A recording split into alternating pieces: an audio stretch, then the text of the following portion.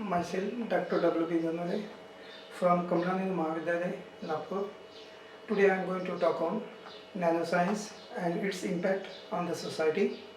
As we know, nanoscience have a number of applications, and therefore I am going to talk on the synthesis of nanomaterials, then properties of nanomaterial, what is the effect of nanomaterials on the properties, and then characterization methods, and after that the different applications of this nanomaterial.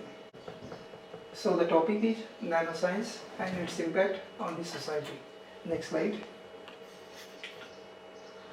As we know, today we are living in a dynamic world where time domains and geography are rapidly changing, but the space and opportunities are expanding with competition and innovations as the key drivers. We are in a knowledge-driven economy which is linked with the science and technology. Science and technology are different, but at the same time they are complementary with each other. Science is the pursuit of knowledge and understanding for its own sake, and technology is the creation of artifacts and systems to meet the pupil needs. Next slide. The development of many technology that makes our life comfortable is closely related to the material. The discipline of material science involves investigating the relationships that exist between the structure and the properties. Material engineering is on the basis of structure property correlations, designing or engineering the structure of material to produce a predetermined set of properties. As we know, material scientists play a very important role for the development of country, and all of you know that properties of materials are size dependent. So size is the very important in case of material or material science. Material scientists claim that 21st century is the century of material, and especially the nanomaterials. Now we are going to see the basic concept, now how the industrial revolutions occur, and as we know that after the Middle Age, as the time progresses, there are some changes, and first of all, after the Middle Age, steam engine came, after that railway came, after that automobiles, and then computers, and next big step is the nanotechnology. So today we are also using this technology for different purpose and for the benefit of society.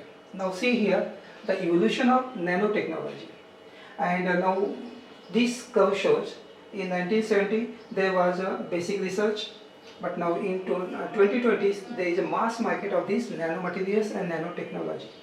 So this shows where there is a low and here is the opportunity, and high is the mass market after the 2020. So this graph clearly shows. And now someone can say also that nanotechnology is not new to our India, says one Nobel laureate. So the Nobel laureate Robert Koch, when he gave a talk on the contribution of elemental carbon to the development of nanoscience and technology in IICT Hyderabad, this said that carbon nanotechnology was much older than carbon nanoscience. So he also got a Nobel Prize in chemistry in 1996 for this discovery of the fullerene, along with the Richard Smellie and Howard Proto. Now he also studied and analyzed the material, that is Damascus sword, which was used by the kings of our Ascent dynasty here, and now this sword used by Maharana Pratap or by Shivaji, this sword also contains large number of carbon nanotubes, and therefore here another example I can also say that here the glass material which is covered by some material and also by etching, and therefore here the nanomaterial, he said also that glass was covered with the nanoparticles of gold or silver. He said that people were using these materials without understanding what they are doing for a long time. So this is shown here. This is the Lacquergus cup which is kept in the British Museum. This is the Roman pottery after 400 after Christ. So now same cup, two other same cups, but in daylight, inside the looks like this color, but in a light form this is the color. So this red color is nothing but the nano size gold. So this type of material is also published in Nature in 2000. So this is the reference for this, and shows that this is covered by a gold nanoparticles. Perhaps those who control the materials also control the technology. So this is very important part. And now here, during this study of this nanomaterial, I am going to talk of these nanoparticles. And now first of all, giving some introduction. What are the synthesis methods, characterization methods, what are the applications. Also we can see some toxicities, properties and their classifications. So why nano? So everyone wants nano, nano is small, but now making material nanoscale, they show the changes in properties. What are the properties which are going to change? First is the melting temperature, then structure, magnetization, chemical reactivity, ability to hold charge, and so many other properties are also there which are going to change. So nano size show the change in some properties. So this shows. And now this nanoscience is an interdisciplinary branch and used everywhere in the science discipline, and that is chemistry, biology, physics, molecular biology, engineering, surface science and biotechnology. Also in medical field. Nanotechnology span many areas. When we are going to see the nanomaterial, also it is important to know what is meant by nanotechnology. So nanotechnology have number of field. So we can use this in biotechnology, transportation, national security and defense, food and agriculture, medicine and health, aerospace, energy and environment, advanced materials and textile, information technology, mechanical engineering and robotics. Now what is nano? What is nano size or what is nano? So it is known that word nano is taken from the Greek word. Nano means dwarf. It is a prefix used to describe 1 billionth of the something. So we can say that 10 to the power minus 9 is a nano.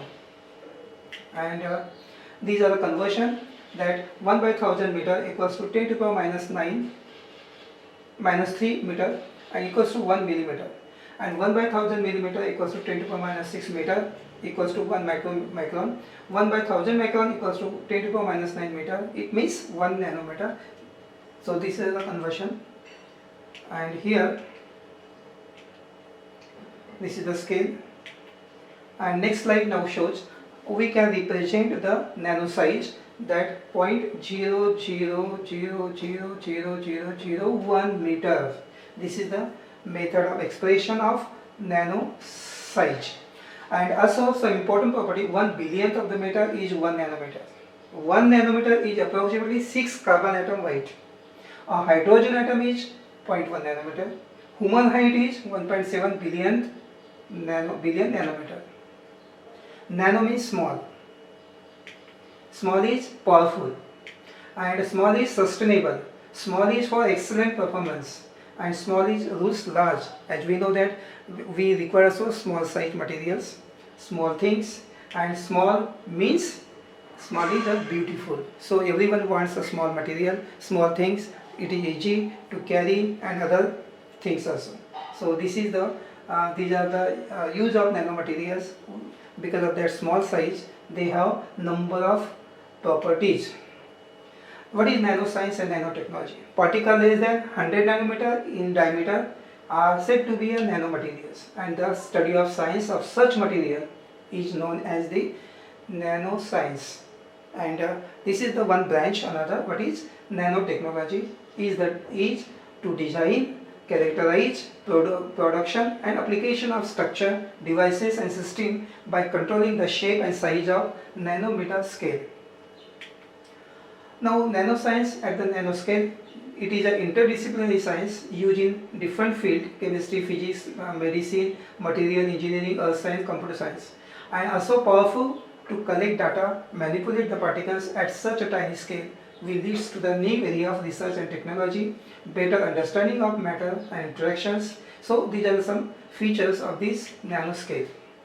Nanoscience and nanotechnology has a revolutionary potential and will have significant economic benefit, but at the same time there are ethical, legal, social and environmental issues to be addressed. So whenever we are studying the nanomaterials or nanotechnology, there are some legal or ethical issues, and that's why here nanotechnology requires action on several fronts.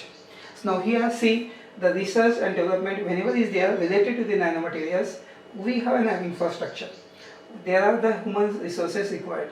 Industrial innovations are there, and wherever there, therefore international cooperation is also very important for the research and development of these nanomaterials. Social issues also there. Therefore, there should be some measures internationally we have to take to prevent or to help or to take the care about the health, safety, environmental and consumer protection. So because it is a small particles and we cannot, if we inhale, there are number of injuries we can, so it is very dangerous, it is not good for the health, and therefore there are some social and also some environmental and healthy issues are there. Therefore we should have to take care, and there should be some cooperation from international level.